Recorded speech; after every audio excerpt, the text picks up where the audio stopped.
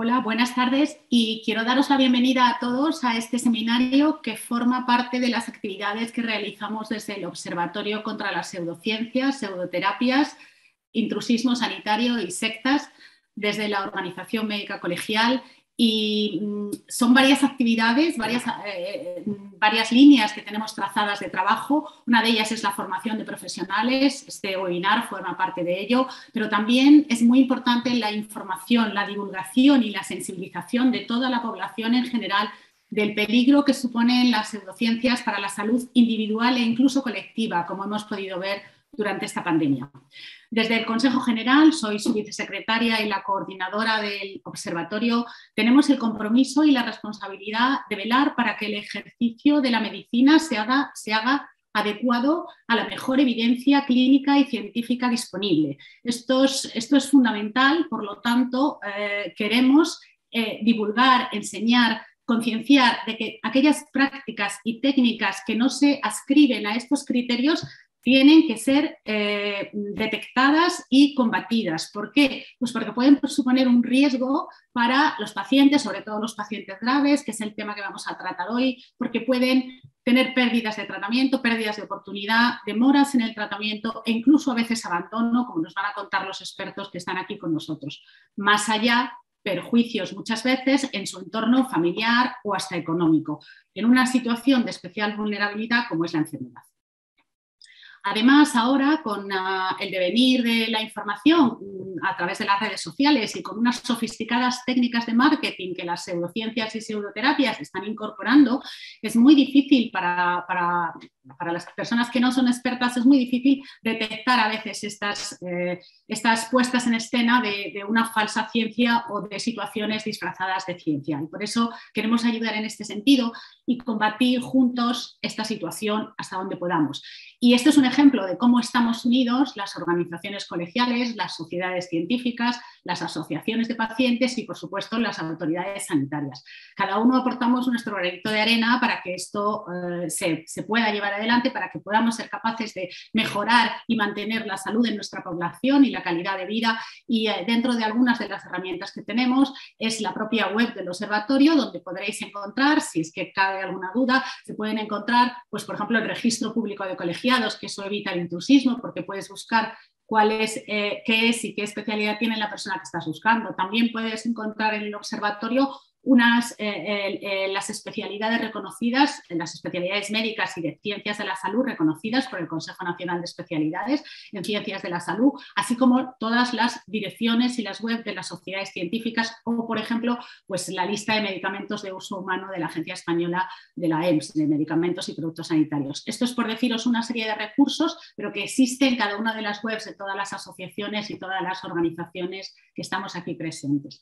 Y para hablaros de este tema tan fundamental, tenemos 6 expertos con nosotros a los cuales les quiero dar encarecidamente, mandar un agradecimiento porque su tiempo es importantísimo y sus conocimientos nos pueden dar unas buenas bases para mejorar en este sentido. Y primero va a intervenir la doctora Mariluz Amador, que es la directora médica de la Asociación Española contra el Cáncer.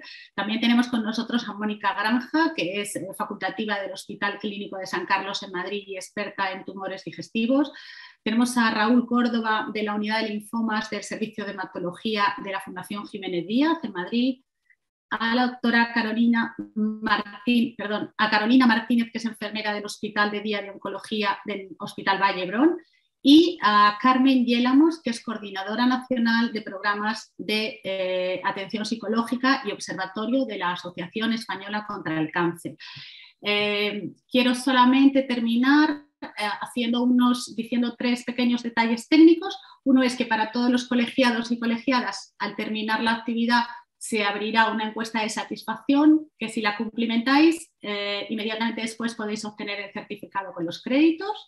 El segundo es decir que, por favor, para las preguntas que os vayan generando, utilicéis el canal específico que es preguntas y respuestas, no el canal del chat. Eso será para incidencias técnicas o para saludos, pero utilizar el canal de preguntas para que podamos hacérsela a los ponentes. Y este webinar, si no podéis verlo completo, si lo queréis difundir, quedará a partir dentro de 2 días aproximadamente en la web del Observatorio contra las Pseudociencias de la Organización Médica Colegial. Y sin más, Mariluz, os doy paso y muchísimas gracias de nuevo por contribuir a esta actividad. Muy bien.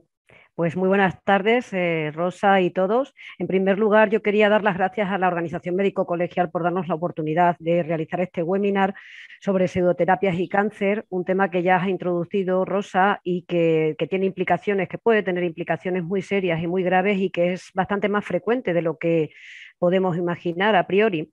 Las pseudociencias y las pseudoterapias son conocimientos o prácticas cuya eficacia y seguridad para tratar el cáncer no han sido demostrados con los métodos habituales, con el método científico. Y es además, como comentaba, un problema que tiene unas dimensiones importantes. En un estudio que se realizó en abril de este año por Natebo para la ASC, se vio que había casi 10.000 búsquedas mensuales en Google de conceptos como medicina o terapias alternativas y cáncer. Esto, por ponerlo en contexto, pues por ejemplo, en el mismo periodo de tiempo y usando la misma fuente, Google, las consultas que hubo sobre cáncer de próstata, que es el tumor más frecuente en varones, eran 9.000 y pico. O sea, hay más consultas sobre medicina o terapias alternativas que sobre ciertos tipos de tumores. Y no solo eso, en un estudio que realizó el Centro de Investigaciones Sociológicas en 2018, más de la mitad de los encuestados se identificaban como mucho, bastante o algo de acuerdo con la afirmación de que las pseudoterapias funcionan. Y quizás el dato más preocupante, un tercio de los entrevistados reconocían haberlas usado alguna vez. Y por eso estamos aquí esta tarde, porque se trata de un problema serio, con consecuencias graves y porque también es un problema bastante frecuente. Y quiero empezar preguntándole a la doctora Granja, Mónica, ¿qué son las pseudoterapias, Mónica? Hola, buenas tardes. En primer Bueno, lugar, quería unirme a los agradecimientos por hacer y dar las gracias por hacer posible esta reunión. Yo creo, Mariluz, que en las pseudoterapias, bueno, lo has introducido muy bien, yo creo que lo podemos definir como cualquier sustancia, técnica o producto que se vende con una determinada finalidad sanitaria. Por ejemplo, se vende prometiendo la cura del cáncer, en nuestro caso, pero que no tiene un aval científico detrás. Para las personas que estén conectadas y no sean médicos, no pertenezcan al mundo sanitario, para que un fármaco sea aprobado se necesita mucho tiempo. Estamos hablando incluso de periodos de 10 años, en el que el fármaco primero se comprueba en cultivos celulares y en animales, y después pasamos ya a la parte clínica, donde tenemos distintos tipos de estudios en los que se probará, por ejemplo, la dosis máxima del fármaco y luego su eficacia y seguridad. Y en cambio las pseudoterapias lo que directamente hacen es venderse promoviendo una determinada cura de un tumor o de una determinada enfermedad, sin nada detrás de evidencia científica, por así decirlo. muy bien. ¿Y cuáles son, Raúl, cuáles son las consecuencias, las potenciales consecuencias de este tipo de prácticas? ¿Por qué son peligrosas? ¿Por qué nos tienen que preocupar? Hola Mariluz, me sumo a los agradecimientos de la invitación. Hoy estoy aquí en representación de los hematólogos españoles, de la Sociedad Española de Hematología y Hemoterapia, que estamos muy concienciados también con este tema. Con respecto a tu pregunta de qué consecuencias puede tener, las agruparía como en dos grandes bloques, dos grandes grupos. El primero, que también lo ha introducido un poquito Mónica y tú también, es abandonar un plan de tratamiento. Mónica ha contado muy bien que los médicos, cuando accedemos a diferentes opciones de tratamiento, cuando elegimos esas opciones de tratamiento es porque vienen avaladas por un método que llamamos el método científico, y este método lo que hace es demostrar las cosas, no las dicen porque sí. Y cuando demostramos las cosas, en este caso el uso de un medicamento que podemos aplicar a un paciente con cáncer, tenemos que demostrar básicamente dos: su eficacia y su seguridad, es decir, que funciona y que podemos tener respuestas en humanos en un determinado tipo de cáncer y que es seguro para el ser humano. Todo aquello que no siga el método científico no nos lo ha demostrado. Cuando tengo alguna discusión o alguna conversación con un paciente sobre este tema, sobre el uso de terapias alternativas, les digo, sí, yo no estoy diciendo que no funcione, estoy diciendo que no lo ha demostrado. Si no lo ha demostrado, yo como médico, como científico, no te lo puedo recomendar. Entonces, creo que por un lado muy importante es que si yo tengo algo que ha demostrado que es eficaz y que es seguro y que ha sufrido muchísimos controles de regulación por parte de muchísimas agencias, nos da una garantía tanto a los profesionales sanitarios como a los pacientes de que ese esquema de tratamiento, porque en ocasiones no solo es un fármaco, podemos emplearlo con garantías. Y si lo abandonamos por algo que no lo ha demostrado, podemos perder una oportunidad de tratamiento. Y el segundo bloque es el que muchas veces los pacientes no lo tienen en cuenta, y es que podemos incrementar la toxicidad de los tratamientos. En ocasiones, estas alternativas de medicina alternativa o de pseudoterapias no sustituyen a la medicina que nosotros le podemos ofrecer mediante el método científico, es decir, no abandonan, sino que se suman. Y a veces esa suma, si es algo inocuo, no va a afectar a nada, pero en ocasiones puede comprometer la eficacia del tratamiento. Por un lado, podría neutralizar el tratamiento antineoplásico que nosotros le vamos a dar y por lo tanto tener peores resultados, pero también puede incrementar la toxicidad y encontrarnos una cantidad de efectos secundarios que en ocasiones pueden ser mortales. Esto es algo que es muy importante, que cuando hablamos con el paciente, que le contemos que no todo vale y que estamos aquí para resolver sus dudas y que hay ciertas cosas que no se pueden hacer porque nos pueden incrementar esa toxicidad que, como os he contado, puede ser letal. Muy bien, muchas gracias. Carolina, ¿nos podrías comentar algún ejemplo que hayas vivido tú en tu entorno profesional como enfermera de oncología, sobre pseudoterapia, sobre pacientes que hayan utilizado este tipo de alternativas? Sí, en primer lugar, sumar a los agradecimientos. Son muy útiles seminarios como este, tanto para pacientes como para profesionales, para concienciarnos de la importancia del tema. En cuanto a mi experiencia, de manera directa, tiene más experiencia, como hablaba ahora el doctor Córdoba, con temas de complementar, de pensar, bueno, yo sigo con mi quimio, sigo con mi tratamiento médico, pero además busco otras cosas para mejorar. Y esas cosas pueden ser perjudiciales. Por ejemplo, tuvimos algún caso de aloe vera bebido, que parecía ser contribuyó al ingreso de la paciente por una hepatitis, causándole pues ya un ingreso con las consecuencias posibles derivadas. Luego hemos tenido casos que como enfermera me encuentro relativamente con frecuencia con dietas muy restrictivas muchas veces, que si el azúcar alimenta el cáncer, que si no hay que tomar leche, que si quitar hidratos de carbono.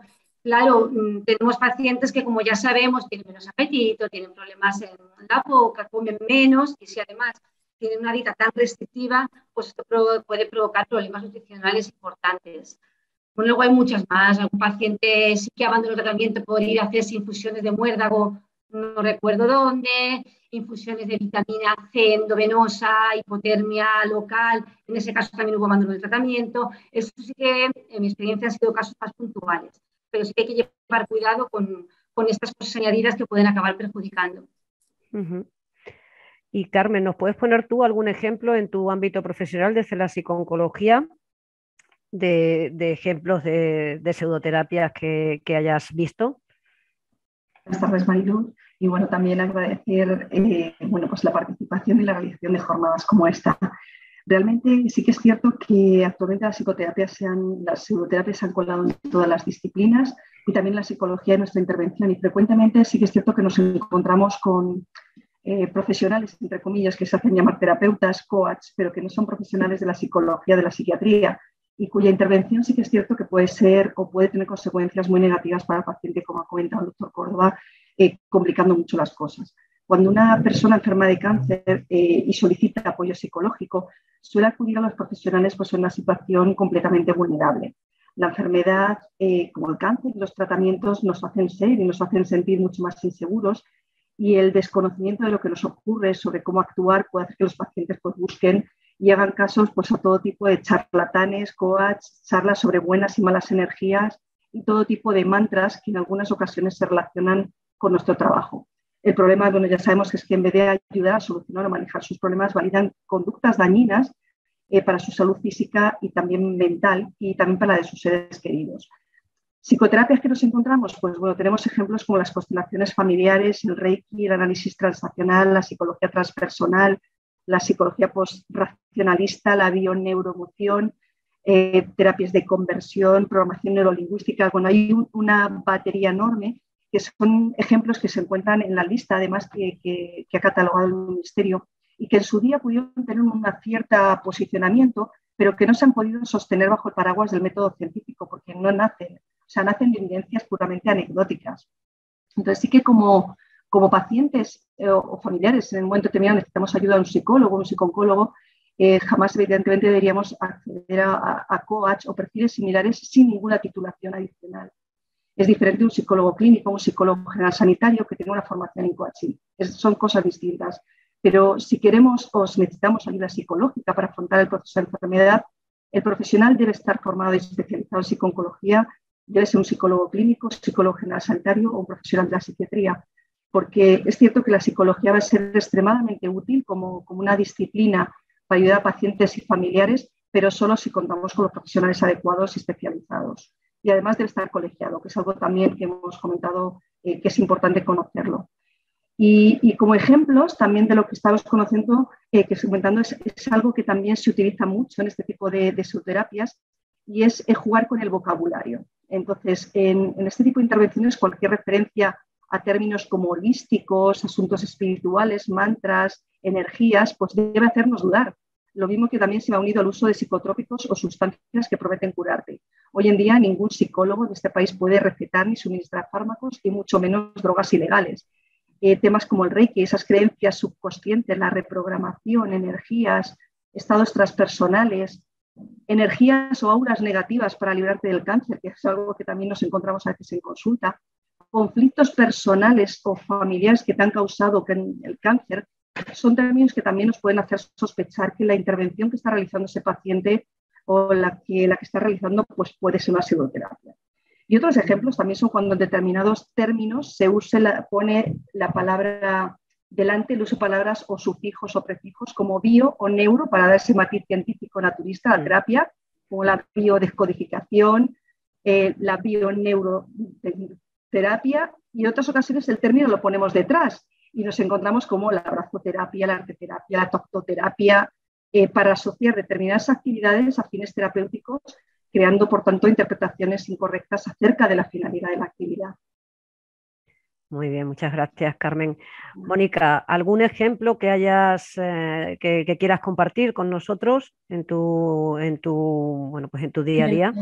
Pues yo, como ha dicho Carolina, yo creo que la mayoría de nuestros pacientes, las mayores pseudoterapias son las dietas milagro, con pues, cúrcuma, productos de cualquier tipo, y los suplementos nutricionales que muchas veces para subir las defensas, que es un efecto secundario propio de la quimioterapia, y tienen multitud de suplementos nutricionales que les ayudan o se lo venden así para subir esas defensas.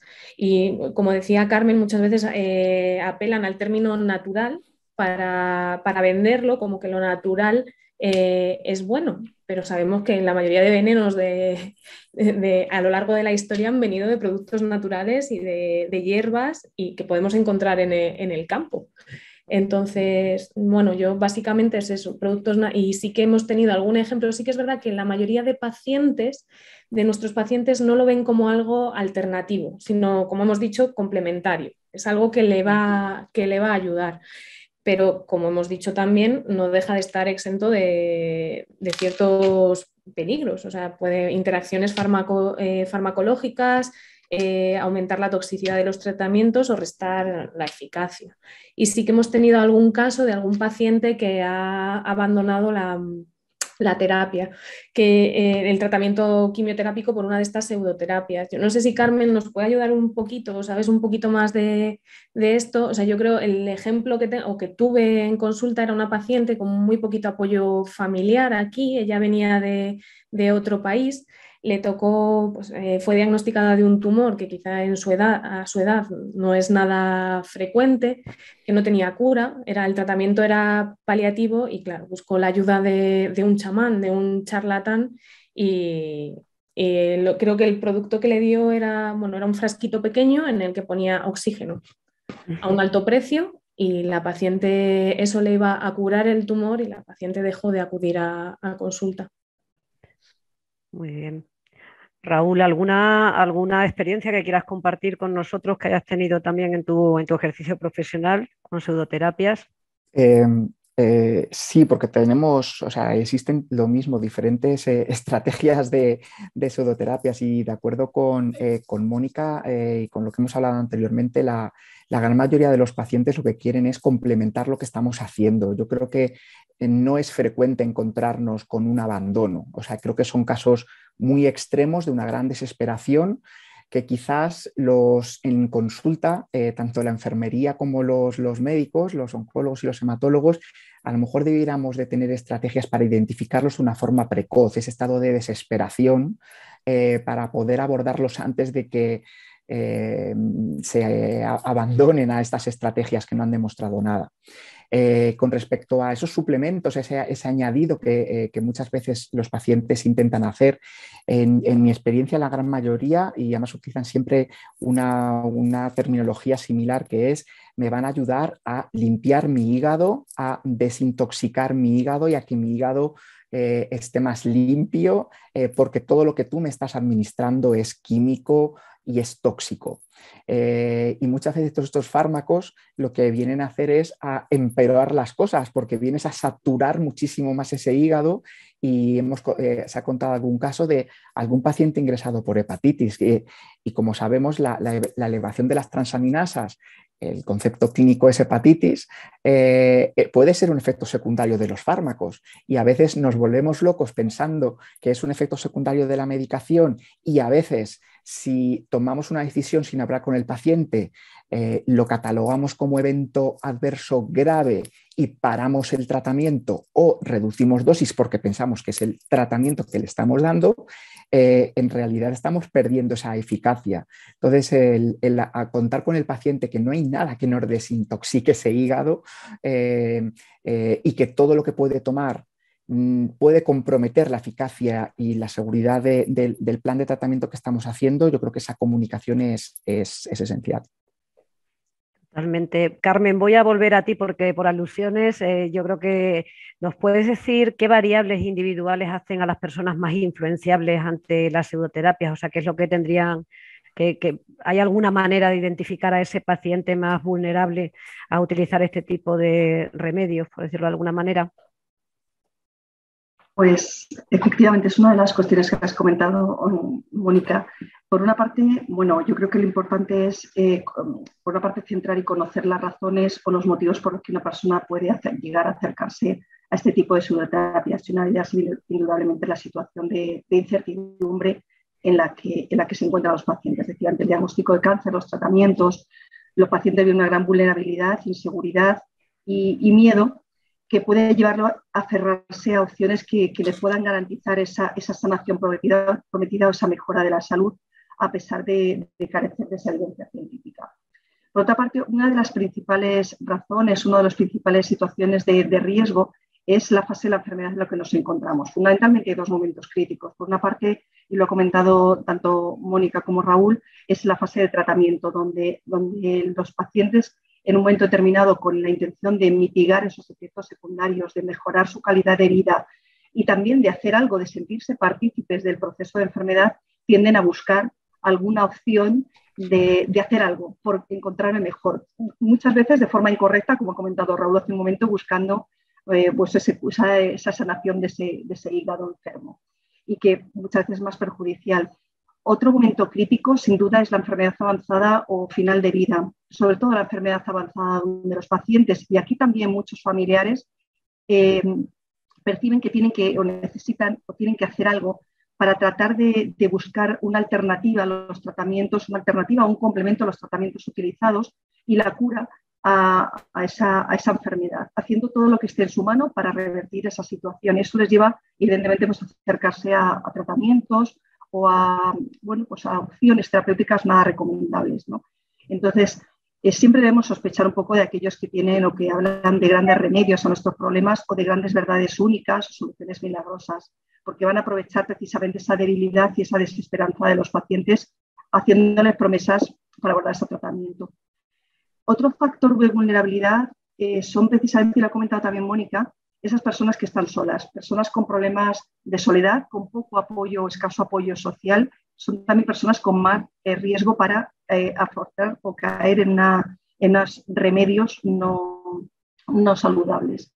Y luego también otro factor que es clave, que ha sido clave en esta pandemia y que en cierta manera ahora mismo estamos en un momento complicado, son aquellas personas que están también como muy desconfiadas o que desconfían en gran medida pues, del equipo médico, del sistema sanitario y que perciben, además, que haciendo otra serie de actividades o acciones o remedios, tienen un mayor control de la enfermedad, mejora la sintomatología, refuerza su sistema inmune y esa desconfianza les lleva a acercarse precisamente a esa bueno, pues, tratamientos no avalados científicamente, unido, por supuesto, a aquellas personas que utilizan mucho redes sociales, las fake news están ahí y han sido críticas en este periodo. Y finalmente, como factor de riesgo, señalaría también las mujeres tenemos más, está avalado además científicamente, o sea, lo hemos comprobado en distintos estudios, como las mujeres, aquellas personas más jóvenes, aquellas personas con mayores ingresos también, para poder pagarse este tipo de intervenciones, son también las que tienen mayor riesgo de utilizarlas. Es cierto que las personas con un mayor nivel de estudios, con una capacidad reflexiva o una mayor comprensión de lectora, presentan menos riesgo, pero también es cierto que nos hemos encontrado, yo me he encontrado con personas con un nivel cultural muy elevado que también las utilizan más bien como complementario, más que como alternativo, pero existe. En general sí que te diría que los consumidores de pseudoterapias no suelen ser personas ni conflictivas ni problemáticas, excepto aquellas que están más críticas con el sistema, pero suelen ser personas con ganas de mejorar, con necesidad de buscar una respuesta, de encontrar un sentido y con capacidad de compromiso y evidentemente fáciles de influenciar.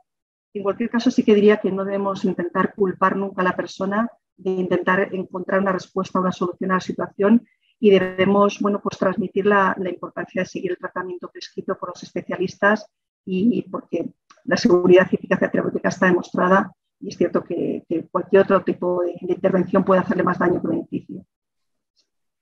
Muy bien, muchas gracias. Carolina, en tu opinión, ¿cómo llegan estas pseudoterapias hasta los pacientes? Ya habéis apuntado algo de redes sociales y tal, pero en tu experiencia, ¿cómo llega un paciente a enterarse de determinadas pues de estas pseudoterapias? Bueno, yo creo que aquí hay que hablar de dos cosas, de cómo llegan las pseudoterapias a los pacientes y de cómo llegan los pacientes a las falsas terapias, complementarias o lo que se quiera llamar. ¿Cómo llegan las terapias? Pues por todo. Medios de comunicación, a libros, redes sociales, el boca a boca, el padre de mi madre, mi amigo, el amigo de mi amigo que me dijo que... quería comentar una cosa sobre los libros porque existen libros publicados que contienen una parte de información que es real, que la lees y dices, sí, esto es lo que científicamente está probado. Pero luego tiene algún capítulo que mete algo que no, pero esto da lugar a confusión muy grande, porque pues, todo es malo. Claro, si están mezclando, esto puede crear mucha confusión entre los pacientes. Lo dicho, publicaciones, libros, comunicación, internet, boca a boca. Y luego, cómo llega el paciente a las pseudoterapias. Porque si yo estoy tranquilo y confío en mi médico, en mi enfermera, en mi tratamiento, tengo herramientas y sé todo lo que tengo que hacer para que todo vaya lo mejor posible, me llegará y no lo escucharé. Pero ¿qué pasa? Que el paciente, cuando se da un diagnóstico de este tipo, tiene miedo, está asustado, en ocasiones le falta la esperanza, pensemos, como hemos dicho, los pacientes en los que tienen un mal pronóstico y se ven que no saben qué hacer, entonces sí que está mucho más susceptible de que cualquier terapia o de buscar en internet qué puedo hacer, aquel me dijo que aquello le funcionó, aquel no sé qué. Entonces creo que es muy importante tener en cuenta este aspecto, cómo está el paciente para estar tan receptivo a una terapia de este tipo. Muy bien. ¿Y en qué se basan? O sea, ¿qué es lo que reclaman cuando Mónica está preguntada para ti? Cuando una pseudoterapia se pone como una alternativa, ¿en qué se basa para hacer llegar esa información a la población general y específicamente a los pacientes con cáncer o a sus familiares, que muchas veces también son objeto Eh, de... Sí, pues como hemos dicho, yo por ejemplo en el día a día de la consulta al paciente se le diagnostica un tumor y puede estar el tumor en una fase localizada o bien ser un tratamiento, un tumor metastásico, que el tratamiento sea con una intención paliativa de controlar los síntomas o alargar la supervivencia. En ese momento, claro, ya es el primer choque que tiene el paciente. A lo mejor previamente ese paciente hace 2 o 3 meses se encontraba en perfectas condiciones y ahora me han diagnosticado un tumor y encima me dicen o que no me voy a curar y el tratamiento es únicamente para contener la enfermedad el tiempo que se pueda, o que para poder buscar o sea, para poder lograr la curación, que nos lo dirá el tiempo, voy a tener que tener un tratamiento de quimioterapia, a lo mejor también radioterapia, incluso una cirugía, con todos sus efectos secundarios, con lo cual el paciente, yo creo que, y los familiares están en una situación de colapso emocional. Y en cambio lo que hacen estos pseudoterapeutas, estos charlatanes, les venden un producto natural, sin efectos, sin ningún tipo de efectos secundarios y que le va a lograr la cura de su enfermedad. Y aparte, bueno, también a veces las consultas, si el enfermo y el médico no logran una buena comunicación, ellos se basan mucho en la comunicación, en embelesar de alguna manera al paciente. Yo creo que es fundamentalmente por lo que alguien se adhiere o puede alejarse de la medicina con evidencia científica y elegir una pseudoterapia. Ujú. Y Raúl, ¿por qué piensas que seguimos teniendo este tipo de problemas y que de hecho van en aumento? Porque no es algo que esté desapareciendo, sino que parece ir en alza. ¿A qué crees que se debe? Yo creo que hay muchas causas que pueden explicarlo. Una de ellas es, que ya lo hemos tocado anteriormente, es la desesperación. Hay veces que los pacientes se encuentran en una situación de desesperación. No tienen por qué estar deprimidos, no tienen por qué tener ansiedad y yo creo que nos cuesta mucho identificar esa desesperación oculta que tienen los pacientes y sobre todo porque no son capaces de aceptar la situación que le podemos plantear Mónica o yo en la consulta cuando no quieren escuchar lo que le estamos contando porque no les gusta. Les estamos rompiendo su proyecto de vida e incluso le estamos diciendo que a lo mejor tiene una fecha de parada próxima. Eso nadie lo quiere oír. Entonces, son situaciones en las cuales esa situación, yo creo que es muy difícil identificar a estos pacientes porque no los vemos deprimidos, no nos lloran, no están nerviosos y nos cuesta mucho identificarlos. Hay otro grupo de pacientes en que no hemos hablado, y yo creo que es un tema súper importante, que es el tema de la culpa. Muchos creen que el cáncer es por su culpa, que la enfermedad es por algo que que ellos han hecho. Entonces, cuando los pacientes creen que es por su causa, están buscando como esa compensación de tengo que hacer algo para ayudar o contrarrestar esto. Es decir, y tenemos que romper ese tabú y ese sentimiento de culpa, porque hay muchos pacientes que dicen, yo quiero ayudar, yo quiero formar parte del equipo, que es súper positivo, pero hay otros que se lo llevan a un terreno más negativo, que es el tema de la culpa. Y yo creo que aquí es algo que, no sé, creo que es algo que también debiéramos de trabajar. Y luego un tercer bloque de razones es la comparación, que ya lo hemos estado contando. Es que si se lo están dando a alguien que yo conozco o a alguien que conoce a alguien, ¿por qué no me voy a beneficiar yo de eso? Porque todo lo que me están contando son bondades. Nadie cuenta que las cosas no funcionan. Entonces, esa comparación, y yo es algo que les cuento siempre a mis pacientes, tienes una enfermedad, pero la tienes tú. Y es diferente, aunque se llame lo mismo y esté en la misma situación, que en otra persona diferente, y te vamos a tratar de una manera diferente por donde está la enfermedad que es en ti. Y por lo tanto la comparación debemos de hacerles ver, y aquí Mónica ha hecho una palabra muy importante que es la comunicación. No todos somos igual de empáticos, no todos tenemos a veces un buen día, y creo que eso tenemos que trabajarlo. Yo, por ejemplo, lo que suelo hacer es ir fraccionando la información, porque de entrada llegas a una consulta de un médico, de un oncólogo, de un hematólogo, y te está diciendo algo que no quieres escuchar, algo espantoso de te paro tu proyecto de vida, alguien que no te conoce, que no confías en él. Eso es muy difícil de creer en alguien o confiar en alguien al que no conoces de nada. Y yo suelo ir fraccionando la información de hoy vamos a hablar de esto y vamos a parar, no me preguntes más porque te voy a citar otro día para ir avanzando en el tema, porque llega un momento en el que hay un colapso, ya no se absorbe más información y todo lo que tú le cuentes ya no va a ningún sitio. Entonces creo que el trabajar la comunicación y esa confianza, esa relación médico-paciente que las máquinas nunca van a poder tener, es algo que hay que trabajar, que a veces es muy fácil, pero otras veces no lo es. Muy bien, muchas gracias. Ahora os quería hacer una pregunta común a los cuatro. Es ¿cómo contemplan pues, las diferentes organizaciones a las que representáis hoy, SEOM, SED, la SEO y ASC? ¿Están haciendo alguna acción concreta para contrarrestar o para trabajar en este sentido, bueno, pues para aclarar un poco y para clarificar y poner sobre la mesa realmente los peligros de la pseudoterapia? Podemos empezar, Carmen, si quieres empezamos por ti. Pues efectivamente, bueno, pues la Asociación Española contra el Cáncer sí que indudablemente tiene un papel clave en todo esto, pues para tratar de contrarrestar este impacto de las pseudoterapias. En primer lugar, por nuestro compromiso y responsabilidad con las personas afectadas de cáncer, y en segundo lugar, pues con los profesionales sanitarios y con la sociedad en general.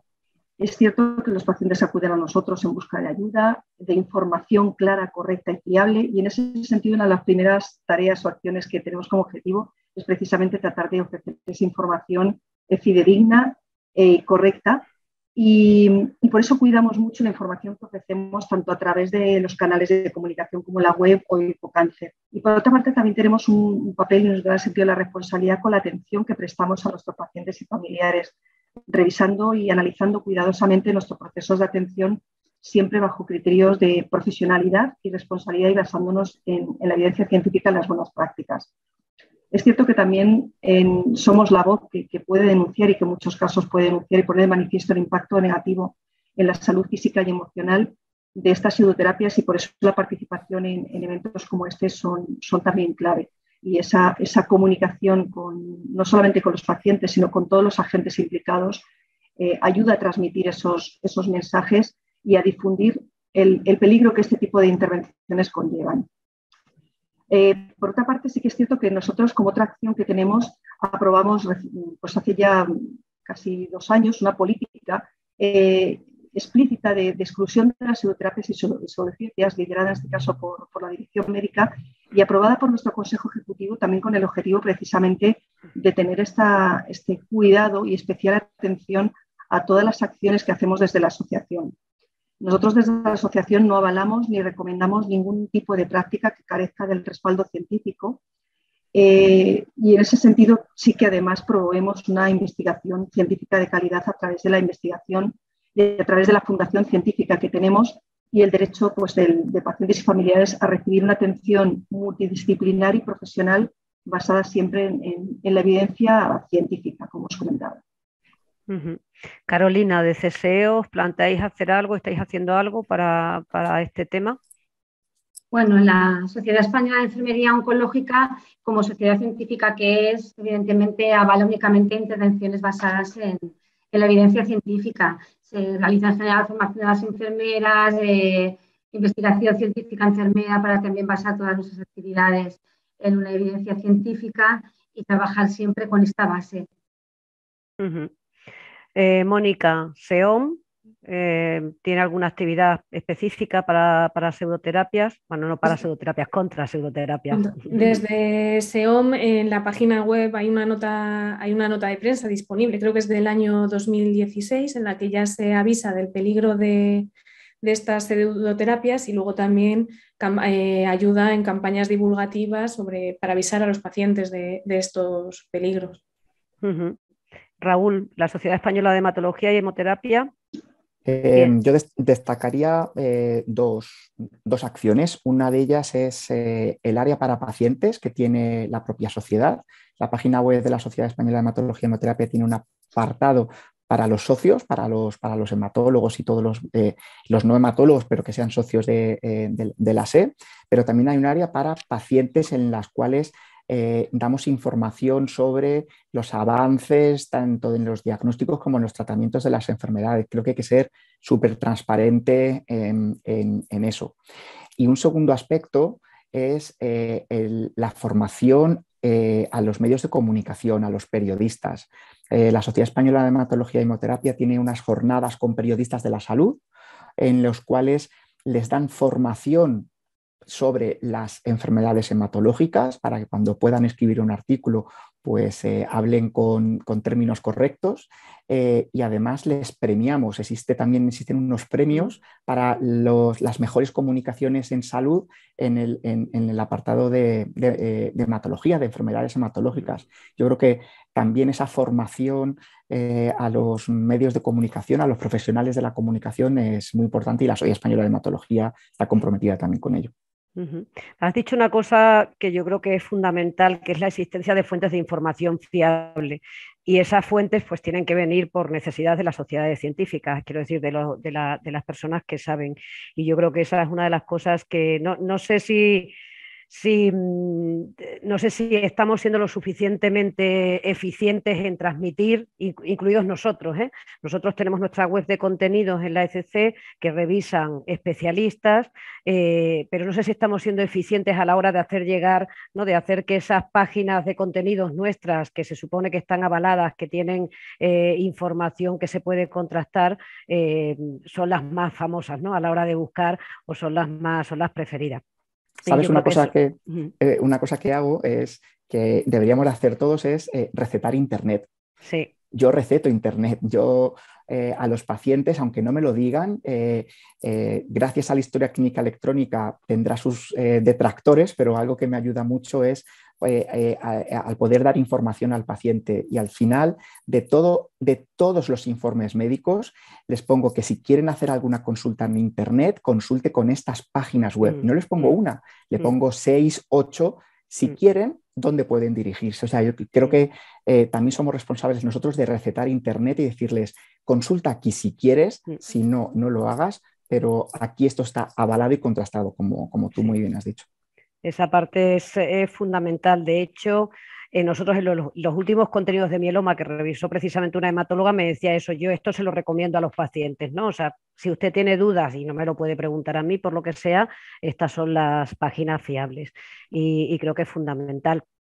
Muy bien, pues yo querría ahora, bueno, pues volver a incidir un poco, una reflexión conjunta sobre qué podemos hacer desde nuestras instituciones, juntos o separados. Y yo creo que tiene mucho sentido hacer las cosas juntos, porque al final, por lo menos las instituciones que estamos aquí, es decir, pacientes seguro, porque la mayoría de los pacientes llegan y consultan en las asociaciones de pacientes, pero esto no se puede hacer sin la ayuda de los profesionales sanitarios y de las sociedades científicas, por supuesto. Entonces, ¿qué se os ocurre? Algo que podamos hacer, una acción, dos acciones que pudiéramos hacer para disminuir un poco el impacto de las pseudociencias. Algunas las habéis mencionado ya, pero sí que quería que hiciéramos esta reflexión conjunta. Mónica, ¿empiezas tú? Yo, bueno, por lo que he estado viendo, porque sí que es verdad que hay bastante información de sociedades científicas, quizá entre todos juntarnos y hacer un PDF divulgativo creo que ya hay algunos, pero sobre potenciales mitos de las enfermedades oncológicas, las pseudoterapias que son más frecuentes en los pacientes. Yo creo que podría ser un método que podía calar dentro de los distintos, y si encima estaba avalado por distintas sociedades científicas, incluso asociaciones de pacientes, yo creo que el mensaje puede llegar a más gente. que lo tengan disponible, como ha dicho Raúl, recetar Internet, pero Internet seguro. Eso es. Carmen, por tu parte, por parte de la ECC, Pues ¿qué por crees que nuestra se puede hacer? parte, evidentemente pasa por una parte por apoyar el plan de protección de la salud frente a las pseudoterapias realizado por el Ministerio de Sanidad, Consumo y Bienestar Social y por Ciencia, compartiendo plenamente el objetivo de definir y desarrollar acciones para proteger también de manera integral al paciente y a la ciudadanía. Y pasa también pues, por participar en acciones conjuntas, como os comentado. Sí que trabajaría también, o creo que sería interesante que pudiéramos trabajar en evitar ese tipo de publicidad engañosa y denunciar todas aquellas iniciativas que puedan animar a personas en formas de cáncer a acercarse a este tipo de pseudoterapias. Y por otra parte, creo que también trabajar en esa parte que comentaban al inicio de la jornada, desde la organización médica colegial, de ofrecer todo aquello tipo de instituciones o profesionales que están realmente regulados, que, bueno, pues que realmente están colegiados, que trabajan en oncología y que permitan, en cierta manera, tener esa oferta de titulación oficialmente reconocida y que están trabajando realmente para evitar acercarnos a profesionales o personas que en un momento determinado no ofrecen un tratamiento, una evidencia científica y que puede suponer un peligro para el paciente. Carolina. Yo voy a decir algo muy concreto. Pienso que desde las instituciones sería interesante formar seminarios, formaciones a los profesionales que estamos en contacto con los pacientes, tanto médicos como enfermeras, tanto en temas de empatía, comunicación, que ha salido, yo creo que es básico, detectar las necesidades del paciente. Evidentemente, los profesionales deberíamos tener más tiempo para conocer bien a los pacientes que tenemos delante y a partir de ahí poder dar respuesta a sus necesidades, poder proponerles las herramientas reales que realmente les van a beneficiar para poder poner su cuerpo en las mejores condiciones. Entonces, pero para todo eso a veces necesitamos estar muy concienciados y no todo el mundo, hay personas que tienen más más vertiente científica, más tal, pero cuando estás cara a un paciente es muy importante todo este lado de la empatía, de la comunicación, todo eso que decimos que a veces otras terapias sí lo dan y no lo reciben los pacientes desde la medicina convencional. Entonces creo que sería muy importante que se realizaran seminarios para que los profesionales de los hospitales nos concienciáramos de la importancia de este tema y de dar una atención más personalizada a la persona que tenemos delante para poder dar respuesta real a sus necesidades. Muy bien. Y Raúl, desde la SED. Yo creo que deberíamos de tener como una búsqueda más activa, como has comentado, de todas las 10.000 entradas que pueda haber en una pseudoterapia, es decir, que hubiera como una especie de organismo, de agencia que se encargara de eso, de realizar esa búsqueda activa y se encargara de tratar de eliminar todo ese contenido, por ejemplo, que está en la red. Es uno de los canales. Si al paciente le quiere llegar, le va a llegar de muchas vías, pero siempre que intentemos eliminar canales, y un ejemplo, por ejemplo, puede ser Twitter. Ahora todo lo que esté dirigido contra la salud, tema COVID, que estamos tan sensibilizados ahora de antivacunas y todo esto, es muy fácil denunciar esta promoción de todas estas conductas y son eliminados radicalmente de la red social. Entonces, este tipo de estrategias de que se pueda, la palabra denunciar no me gusta, pero que sí se pueda identificar y eliminar, yo creo que sí sería de elevada utilidad. Muy bien, pues vamos a pasar a las preguntas, que tenemos unas cuantas, tenemos preguntas, comentarios. Nos dice Zana, soy de diferente cultura, de África, nosotros creemos más en la terapia tradicional o la medicina tradicional que en la medicina moderna, a veces por cuestiones de interés. Algunas multinacionales no venden buenos productos, por ello estamos obligados a referirnos a la medicina natural. Bueno, esto habla un poco del... ¿no? No es el caso en nuestro país. Quiero decir que yo entiendo que pueda haber diferencias culturales, por supuesto, pero creo que en el ámbito en el que nosotros nos movemos no aplicaría, aunque entiendo el punto, entiendo lo que dice. Y luego aquí hay una que se repite, que es bastante interesante. Ante un paciente en situación de cáncer terminal que insiste en seguir con una terapia alternativa sin repercusión en su tratamiento, por ejemplo, Reiki o suplementos vitamínicos, esto es interesante el ejemplo. Reiki o suplementos vitamínicos que no le influyen, pues está sin tratamiento para su enfermedad. ¿Se le debe alentar o dejarlo, a dejarlo, o debemos posicionarnos en contra pero sin insistirle, o viendo que le hace sentir mejor y sin tener repercusión es mejor no insistir? ¿Quién quiere contestar esta? Porque ha puesto dos, yo creo que ha puesto el Reiki y los suplementos vitamínicos, que creo que pueden tener consecuencias distintas. Entonces, Raúl, ¿te animas? Que te tengo aquí Sí, en... me animo. Cuando me lo plantean, que es totalmente lícito, porque creo que debemos de dejar de tener una medicina paternalista y debemos de tomar decisiones consensuadas con el paciente, yo la pregunta que me hago es, ¿esto va a ser dañino para él? Los médicos tenemos que cumplir un principio que es el de no maleficencia, no podemos hacer daño a los pacientes y eso es más importante que el de beneficencia, el de hacer bien. Entonces, mi primera pregunta es, ¿esto le va a hacer daño? Si el paciente va a continuar con lo que hemos acordado, no lo que yo le he impuesto, que es lo que ha demostrado que funciona, y él quiere hacer algo más, por ejemplo el Reiki, que no le va a hacer daño y para él le va a hacer un bien, como en una de las preguntas que ponía ahí, mejora su calidad de vida, su bienestar, adelante, pero que lo comparta, es decir, que tomemos esa decisión sabiendo que no es que yo esté en contra, pero le digo que si le hace bien, para mí no me hace mal para él. Luego no desisto porque no deja de que el paciente se involucre también en su plan de cuidados. Esa es mi percepción. Muy bien, muchas gracias. Tenemos otra pregunta, que bueno, son dos preguntas realmente. Una que yo creo que acaba de contestar ya Raúl, porque tengo una amiga con un cáncer de mama triple negativo a la que hacen Reiki desde hace un año, ya dice que le siente mejor, que le sienta mejor. Sigue con su tratamiento médico, esa parte de la cuestión está respondida, pero dice, también me gustaría conocer vuestra opinión sobre la estética oncológica como método integrativo dentro del cuidado del paciente. Siempre hablo de personas cualificadas, por supuesto.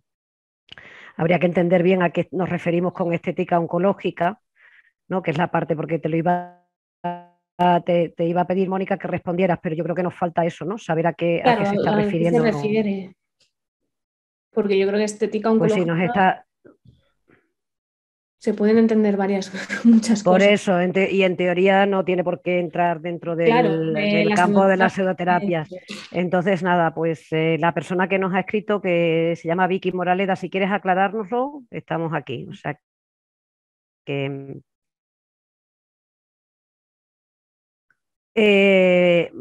también otra pregunta. Soy miembro de la Comisión de Seguridad del Paciente de mi hospital. ¿Creen que el tema de las pseudoterapias debería ser abordado desde una comisión como esta? Mónica, voy a volver a ti hasta que se aclare el tema de la estética oncológica.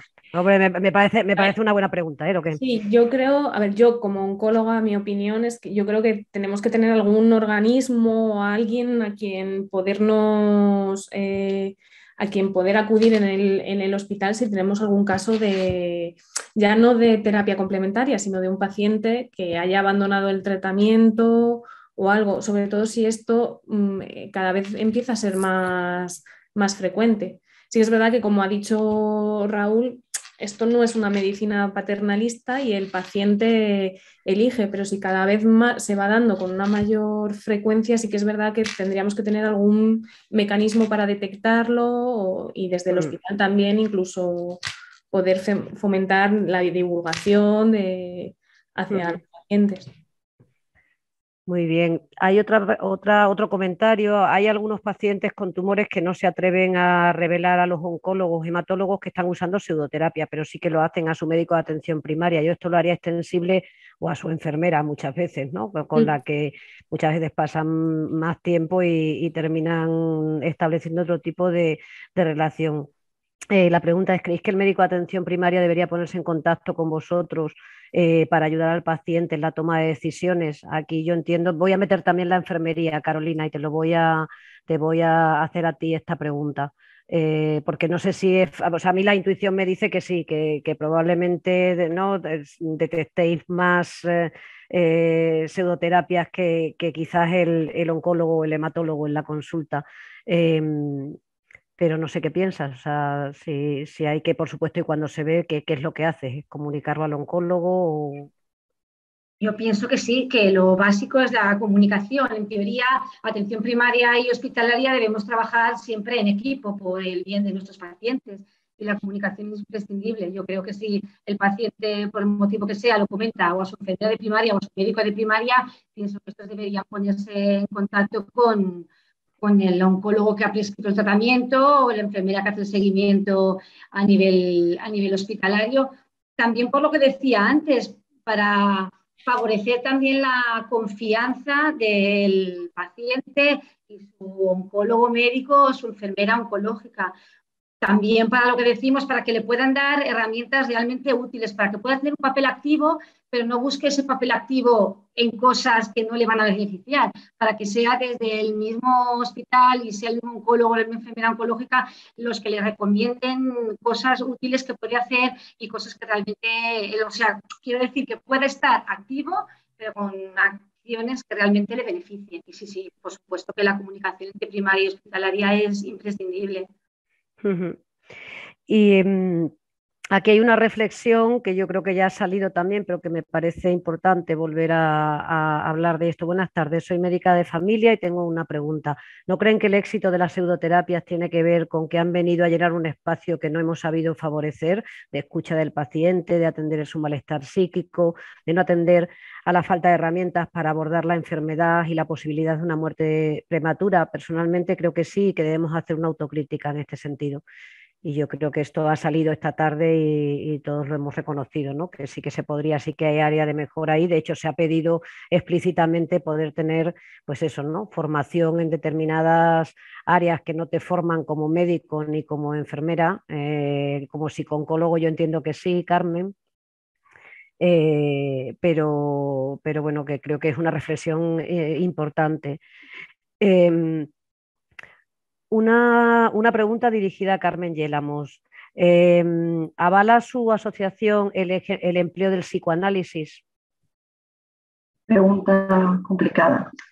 A ver, la asociación es cierto que nosotros somos en la asociación actualmente más de 280 psicólogos los que trabajamos y prácticamente el 100% es con una orientación cognitivo-conductual, que es la que a día de hoy ha demostrado evidencia científica en psicooncología.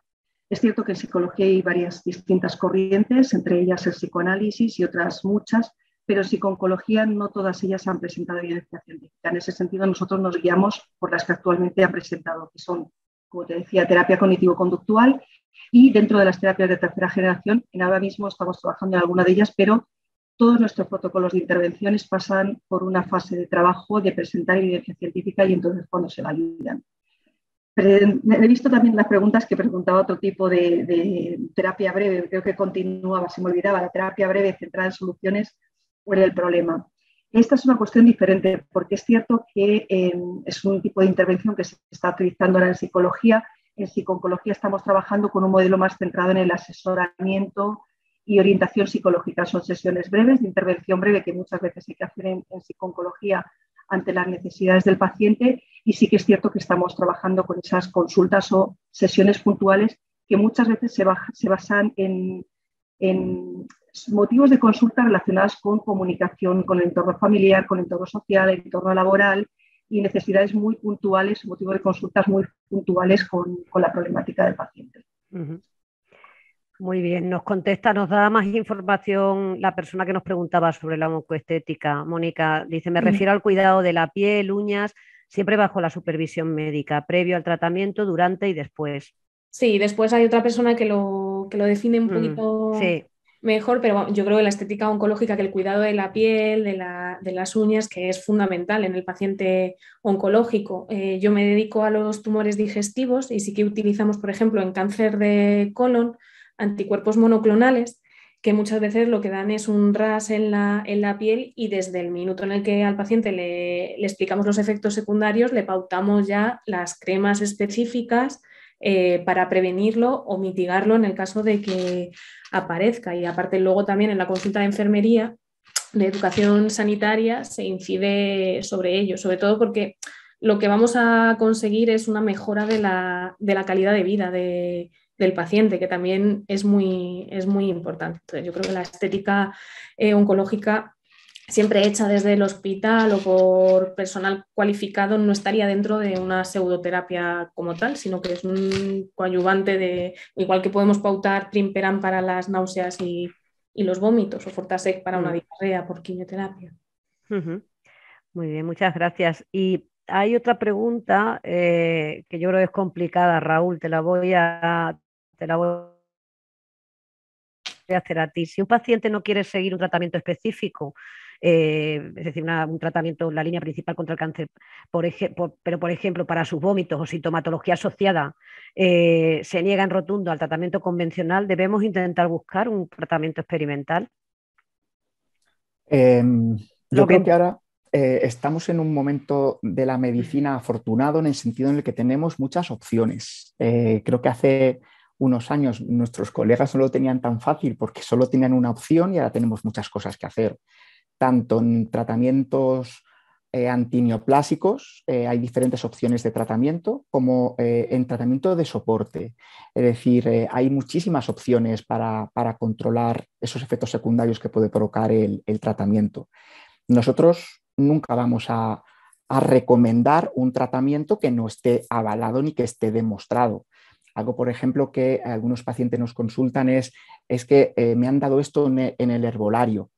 Que no hemos hablado de la palabra herbolario, que creo que es muy importante, y les digo, no es que esté en contra del herbolario, pero es que yo no sé lo que te han vendido, no sé lo que es esa bolsa. Es que no quiero tomar un medicamento porque es algo químico. Digo, esto es químico, esto está regulado, inspeccionado y validado. Esa bolsa no sé lo que tiene. Entonces, yo no te lo puedo recomendar por mucho que te digan que sea algo excelente. Entonces, creo que la palabra comunicación, invertir tiempo que no tenemos, que es muy escaso, debemos de plantearles diferentes opciones y entre los dos, entre el médico, entre el equipo de profesionales y el paciente, elegir la mejor opción. Y con respecto al tiempo, repartirnos. Aquí hemos hablado también de la consulta de enfermería, que es esencial, en el que nos repartamos funciones porque ese tiempo es escaso y creo que ese tiempo hay que invertirlo en el paciente y nos ahorraría muchas dudas y desconfianzas por parte de los pacientes.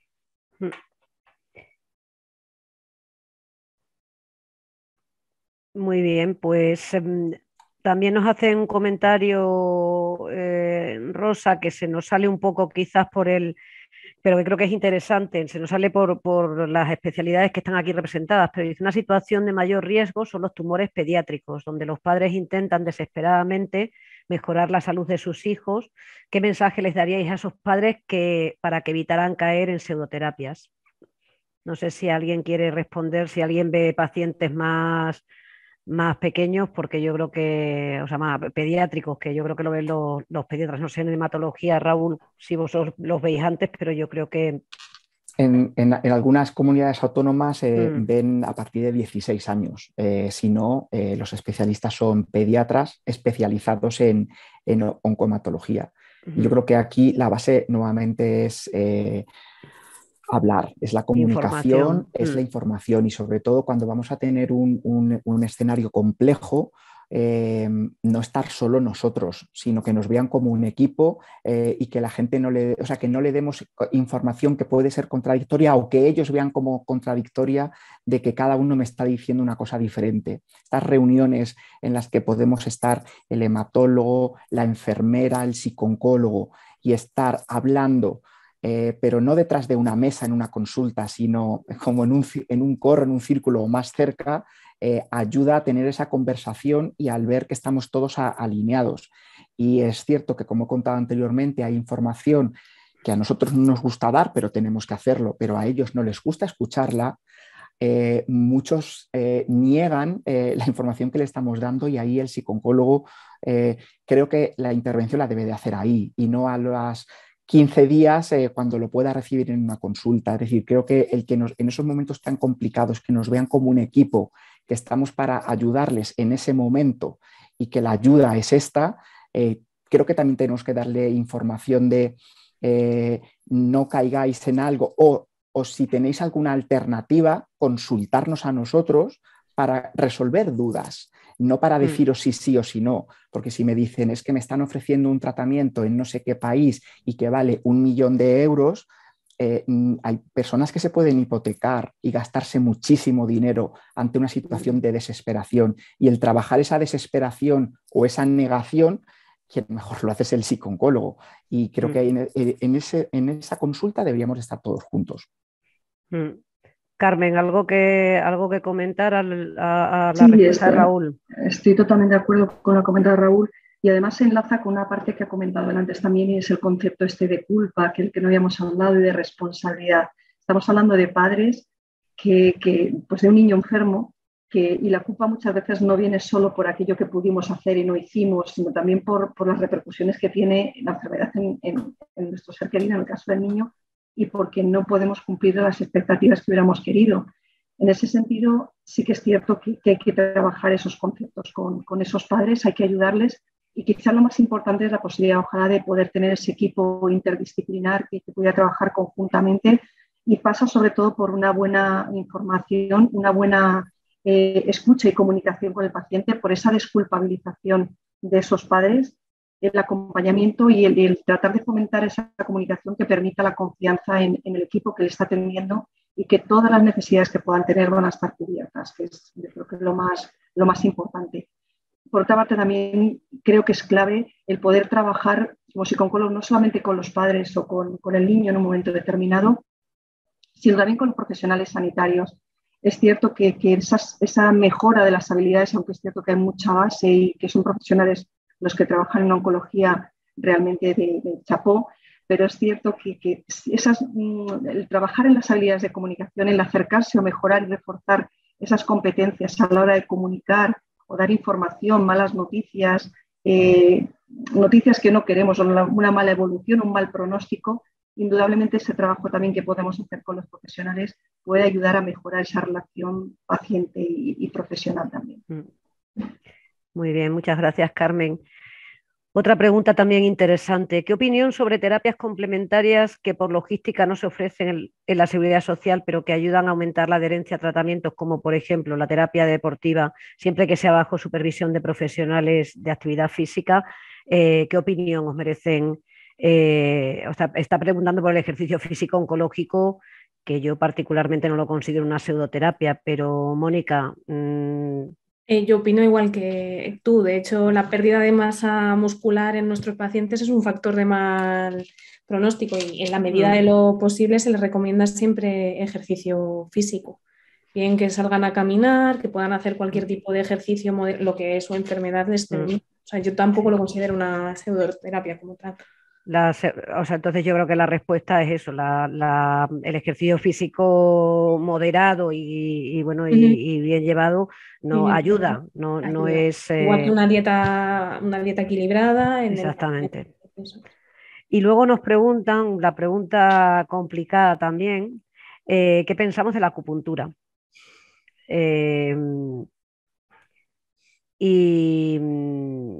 Si nos parece que, lo preguntan abiertamente, si nos parece que la acupuntura es una pseudoterapia. Entonces, no sé si se atreve alguien a contestar, ¿cómo queréis que lo hagamos? No sé.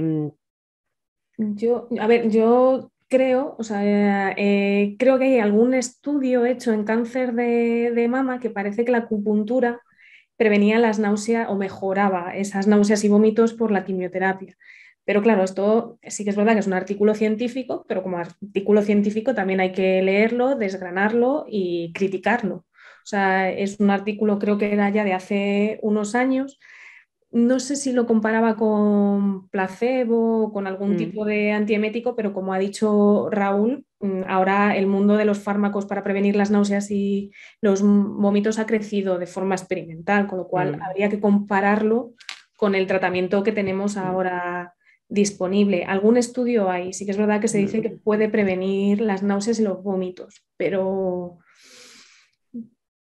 pero es todo criticable Claro. y a ver. Una cosa que quizás no hemos mencionado, ¿no? La importancia del método científico, de la investigación clínica, de los pasos que hay que dar, pero yo creo que otra cosa que es importante es el acúmulo de evidencia. O sea, un artículo normalmente no lleva a que cambie el estándar de tratamiento y al final es evidencia que se va acumulando y que va confirmando lo que otros han visto previamente. Y creo que eso también es importante mencionarlo a raíz de esta última pregunta. Sobre todo yo creo que sí, podemos tener evidencia de que puede funcionar en un determinado campo, pero si yo lo vendo para otra aplicación, a lo mejor sí que estoy haciendo una pseudoterapia. Quiero decir, puede tener algo de indicación, por ejemplo, para prevenir náuseas y vómitos, pero si yo lo vendo como la cura del cáncer, ahí es cuando es una pseudoterapia. Yo creo que es el fin último, ¿no?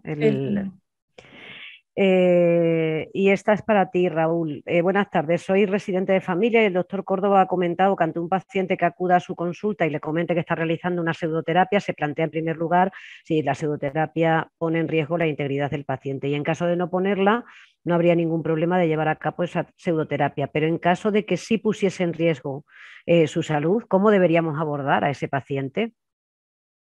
A mí siempre me gusta plantearle las consecuencias de las cosas. Lo hago cuando planteamos los tratamientos y vuelvo a insistir otra vez en la suerte que tenemos ahora de tener diferentes opciones de tratamiento. Y hay un mensaje que siempre digo, es que a lo mejor el mejor tratamiento para un paciente no es el tratamiento más eficaz, porque a lo mejor para ese paciente le hace más mal que bien. Entonces, cuando planteamos una opción de tratamiento, creo que debemos de buscar varias opciones. Evidentemente, algunas serán más eficaces que otras, más seguras que otras, y contar al paciente las consecuencias que va a tener. Entonces, yo eso es algo que integro mucho, en mi práctica habitual, lo mismo con la pseudoterapia. ¿Qué consecuencia te va a traer esta pseudoterapia? Tanto positiva como negativa, tanto si abandonas como si la integras. Y al fin y al cabo yo creo que es analizar las consecuencias de lo que hacemos, yo creo que, pero como todo en la vida. Muy bien, muchas gracias. Mira, hay una pregunta también muy directa, Carolina, a ver qué te parece. ¿Consideran parte de su responsabilidad denunciar al colegio profesional que sea este tipo de prácticas si son conocedores de que afectan negativamente a sus pacientes? ¿Lo han hecho alguna vez? Esto va un poco en línea de lo que comentaba también Raúl, ¿no? Hace unos minutos, de ser quizás más proactivos con este tipo de actividades. No sé qué piensas, Carolina. Estamos hablando de si nos explica un paciente que tal centro, tal médico o tal persona le ha recomendado una pseudoterapia. Hombre, pues yo pienso que sí que debería hacerse. La verdad que todo lo que hagamos es importante para combatir este tema, como sabemos, trae tantos riesgos. La verdad que no me he encontrado en el caso personal, porque como he dicho, casi siempre han sido cosas más vagas, de dietas y tal. Bueno, quizás sí que en algún caso sí me han hablado de algún centro concreto y realmente no lo he hecho, pero podríamos planteárnoslo, hablar con nuestra organización colegial y denunciar. Igual que otra cosa que no he dicho antes, también que ha sido importante, es el tema de que deje de ser un tabú. Eso que sí ha salido de que no se sabe cuando a alguien no le va bien y tal, hablarlo, decir, mira, si no culpabilizamos será más fácil que el paciente diga, pues probé esto y me fue mal. Y eso lo tiene que saber todo el mundo, porque es la manera de que los demás digan, jolín, pues realmente ha hecho esto y ha sido perjuicio para él. Y sí, quizá no tener miedo, no tener, no sé, que no nos sepa mal o no tal, hablar con nuestras organizaciones y denunciar los casos concretos, sí creo que sería importante hacerlo. Es una buena reflexión. Yo creo que es importante abrir canales, facilitar las cosas.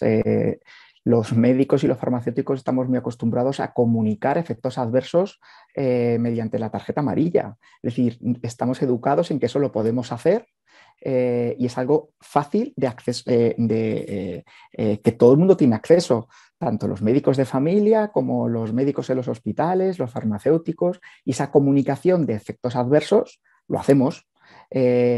Si queremos comunicar otras cosas, a lo mejor es que el problema es que no tenemos ese canal de hacerlo. Y si me tengo que dirigir a mi colegio o a mi organización colegial, ¿dónde lo mando?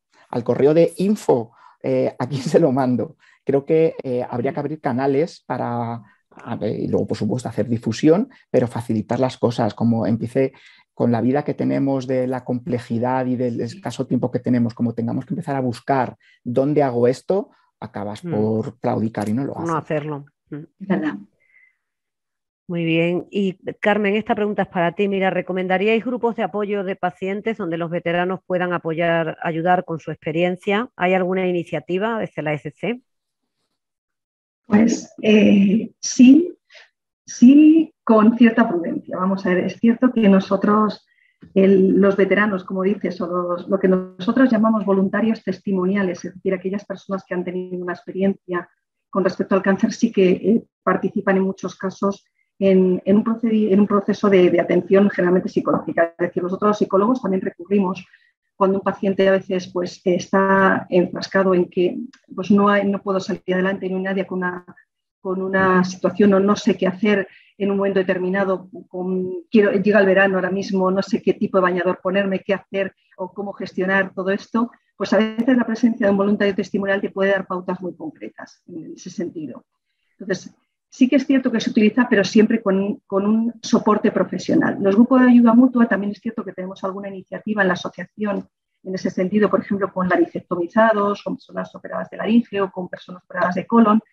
Y sí que es cierto que tienen su importancia y consiguen y tienen efectos muy significativos a la hora de promover un afrontamiento activo, a la hora de facilitar un intercambio de información, pero esta parte que son muy beneficiosas y sobre todo el soporte emocional que consideran los pacientes que tienen cuando alguien tiene una misma problemática que él, supone ese soporte, también puede ser una parte negativa en un momento determinado porque pueden intercambiarse información que puede ser negativa o que puede ser dañina o al fin y al cabo no beneficiosa, y el riesgo en muchas ocasiones también puede ser que se generen actitudes negativas en torno a un proceso de enfermedad o un proceso de pues una recaída. Entonces, generalmente el consejo nosotros intentamos es tener grupos, trabajamos mucho en actividad grupal, pero por profesionales y con profesionales casi siempre para intentar en un momento determinado orientar o gestionar esas posibles situaciones críticas de información no adecuada o no correcta. Luego hay una cosa que, bueno, yo creo que es importante compartir también con la gente que está conectada, y es una vez usada la pseudoterapia, el sentimiento que queda no siempre es bueno. De hecho, a nosotros nos hubiera encantado tener en este webinar testimonios de pacientes anonimizados, por supuesto, pero que pudieran compartir con nosotros sus experiencias, y ha sido complicado. O sea, estoy pensando en el luego poder hablar y poder ayudar a alguien que pueda estar en la misma situación, ¿no? Porque yo creo que una vez que pasas por esto, pues si pasaste y ya no quieres saber más, claro. Muy bien, pues yo creo que,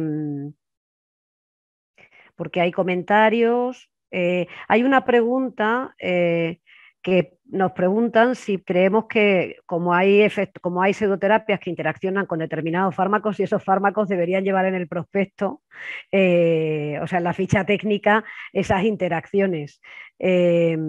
No sé, Raúl, te voy a pedir a ti que la contestes, pero a ver. De hecho ya hay muchos fármacos que empiezan a incluirlos. La famosa hierba de San Juan, eso cada vez está de acceso súper sencillo en una cadena de supermercados en este país, que es muy fácil acceder a ello, es decir, no tienes que ir a sitios extraños para conseguirlo, y los prospectos, las fichas técnicas de los medicamentos, ya te dicen ciertas hierbas que no se pueden tomar, pero no pueden hacer un listado infinito. Entonces creo que, y el consejo que siempre hacemos es a los pacientes, sobre todo ahora que nos estamos enfrentando a nuevos tratamientos que son crónicos, orales la mayoría de ellos, que pueden interaccionar con fármacos y también con productos naturales, con hierbas o productos medicinales, es que lo consulten todo, que en la mayoría de las ocasiones les vamos a decir que sí, que se lo tomen, pero que lo consulten, que estamos para resolver sus dudas. Y de hecho creo que aquí un papel fundamental, que no hemos hablado de ellos en ningún momento en este sentido, es el farmacéutico del hospital. O sea, su papel es fundamental porque, sobre todo en algunos hospitales que la medicación antineoplásica crónica la recogen y tienen consultas de farmacia oncológica que son súper importantes, no solo para monitorizar adherencia, sino también porque le van a contar, igual que a la enfermera, cosas que a nosotros no nos cuentan. Existen herramientas, aplicaciones o páginas web de interacciones con medicamentos, pero no hay nada tan oficial para consultar hierbas o medicinas naturales. Hay una página web que sí lo hace, que es de un hospital de Nueva York, del Memorial Sloan Kettering Cancer Center, que su servicio de farmacia tiene un listado súper exhaustivo de productos naturales que nuestros farmacéuticos en España consultan. Entonces, mi consejo siempre a los pacientes es: no hasta que lo consultes, que probablemente luego casi siempre sea así, pero consulta siempre. Muy bien. Pues no sé si queréis hacer alguna reflexión final, porque hemos ido contestando a todas las preguntas. No sé, ¿queréis cerrar con alguna reflexión o os parece? Yo tengo la mía hecha, pero me gustaría oíros a vosotros también. Mónica, un mensaje final para este webinar. Yo creo que, como hemos venido diciendo, que cualquier duda que tengan nuestros pacientes, que nos la consulten y nosotros, o si en ese momento no sabemos de la terapia en cuestión, nos informaremos y le podemos dar, hablar de evidencia científica o de si puede interactuar con el tratamiento o no. Muy bien, muchas gracias. Raúl. Una palabra que me gusta mucho es la de cuidar. A veces no podemos curar, pero siempre podemos cuidar. Entonces, cuando no podemos curar, yo le transmito a los pacientes que estamos aquí para cuidarles y acompañarles, que a lo mejor yo soy la cara visible de un equipo, pero el equipo no soy yo, el equipo es más gente. Y que recurra a nosotros. Que conozca al equipo y si tiene más confianza, más empatía con mi enfermera o enfermero, con el farmacéutico, que sea él al que le transmita la información.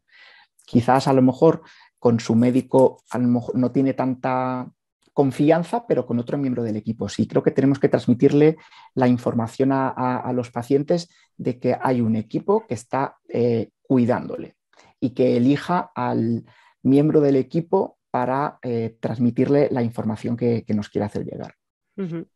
Muy bien. Carolina.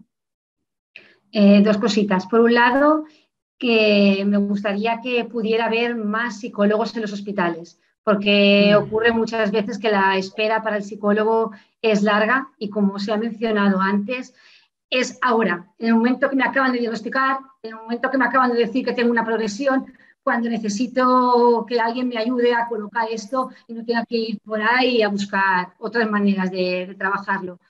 Y por otro lado, que los pacientes reclamen un papel activo en su tratamiento en los hospitales, a su médico, a su enfermera, que son los que les darán las herramientas fiables para ser parte de su curación, si es posible, de su bienestar, de una buena evolución de su enfermedad. Si la medicina hospitalaria muchas veces convierte todavía a los pacientes en pasivos y debemos encaminarnos a todo lo contrario, a darles herramientas para que ellos sean parte de su proceso y puedan contribuir a su mejora en todos los niveles. Muy bien, gracias. Carmen. Pues evidentemente me ha encantado lo que ha dicho Carolina, con lo cual sí que estoy completamente de acuerdo con todo lo que han planteado, sí que creo que tenemos mucho por hacer. Si señalo una palabra de todo, me quedo con comunicación. Comunicación para estar al lado del paciente, para saber escuchar un poco sus necesidades y poder ayudarle, y esa confianza para que sea capaz de contarnos todo lo que realmente pueda estar haciendo más allá de nuestra intervención habitual.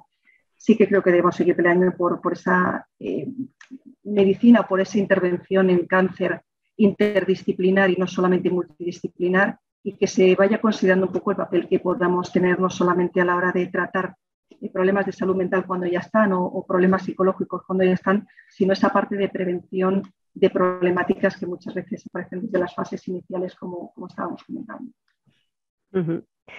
Muy bien, pues yo daros las gracias a todos porque, bueno, por la preparación, por la asistencia, por todo lo que habéis compartido esta tarde.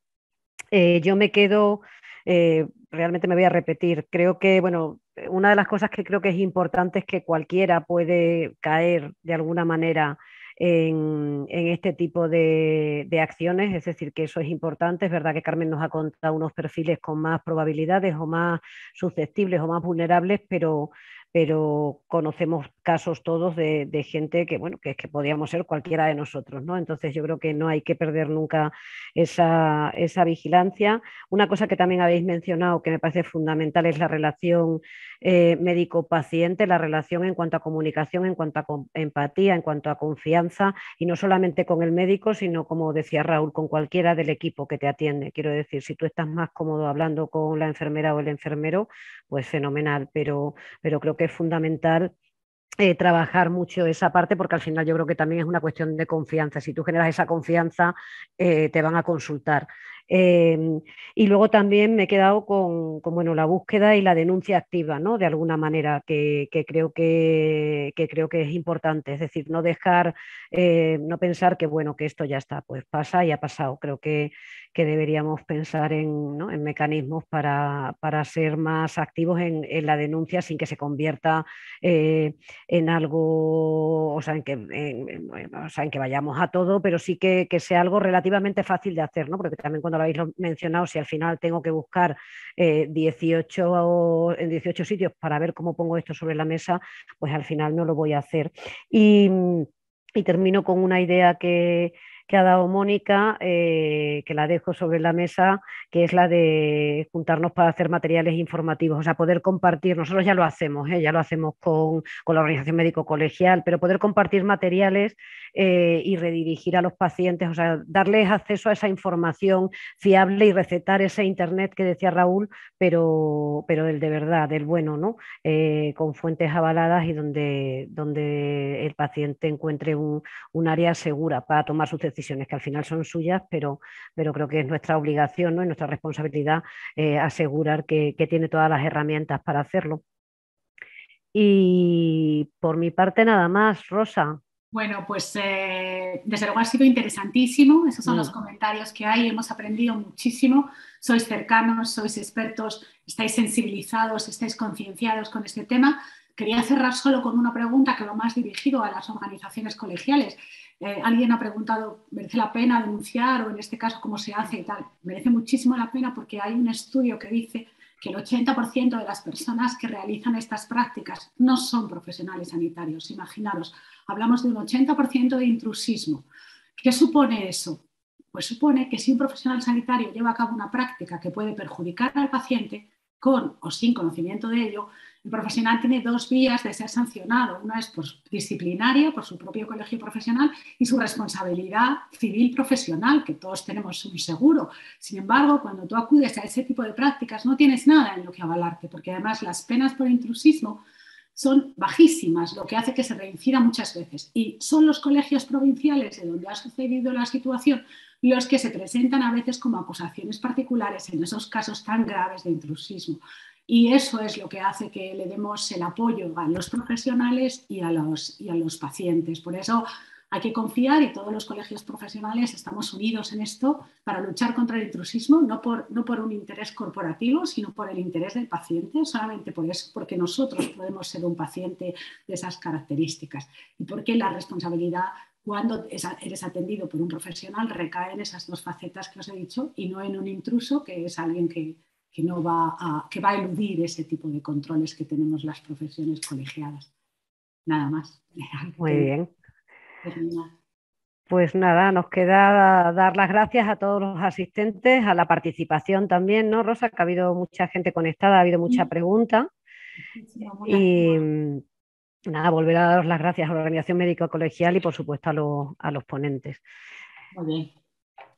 Perfecto, pues nada, ya nos podemos despedir y tomamos nota de todos esos trabajos que hemos dejado pendientes, las infografías, la información, todo eso, y muchísimas gracias a todos y espero que sigamos continuando en esta línea, ¿vale? Muchas gracias. Muy bien, muchas gracias. Adiós, buenas tardes. Adiós. Gracias. Adiós. Adiós.